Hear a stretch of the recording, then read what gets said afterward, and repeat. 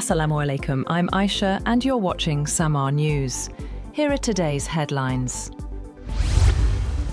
Pakistan's security forces concluded Operation Radul Fitna 1 in Balochistan, targeting Indian-sponsored terrorist groups. The campaign killed 216 militants, including 41 in Panjgur and Khamenei, and recovered weapons, ammunition, and evidence of foreign support. The operation came at a heavy human cost. 22 security personnel were martyred and 36 civilians, including women and children, lost their lives. The military said the operation significantly weakened terrorist networks' command structures. ISPR reaffirmed its commitment to continuing counter-terrorism efforts across the province under the National Action Plan. At least 23 Palestinians were killed in Israeli attacks across Gaza, on marking one of the deadliest days since an October ceasefire. Victims included children and first responders, while medical evacuations through the Rafah crossing faced delays. Israeli forces said strikes targeted northern Gaza after a reserve officer was injured near the Yellow Line. Residential areas were hit without warning, raising fears of further attacks. Since the ceasefire, over 520 Palestinians have died in Israeli operations, and humanitarian access remains severely restricted. Rights groups warn of a continuing crisis in Gaza. A team under U.S. Director of National Intelligence Tulsi Gabbard investigated Puerto Rico's voting machines last spring, focusing on possible cybersecurity vulnerabilities, officials said. The operation, coordinated with the FBI, examined claims that Venezuela may have hacked the territory's electronic voting systems, but found no evidence of foreign interference.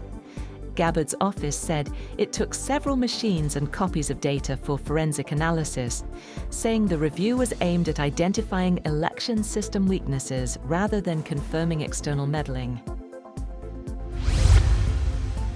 Ukraine and Russia began the second day of US-brokered talks in Abu Dhabi on Thursday, following a first day both sides called productive. Kyiv's negotiator Rustem Umerov said discussions focused on concrete steps and practical solutions, while Russia's envoy Kirill Dmitriev reported progress and positive movement. Key issues, including Russia's demand for Ukraine to cede territory in Donetsk, remain unresolved. Trilateral consultations, group discussions, and joint coordination sessions continue as part of the negotiations.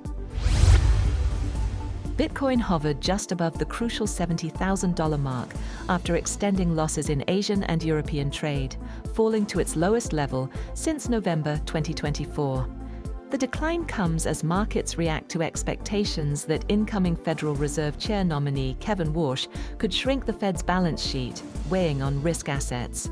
Ether also slipped, nearing the $2,000 level, while analysts point to heavy outflows from US spot Bitcoin ETFs as investor sentiment weakens.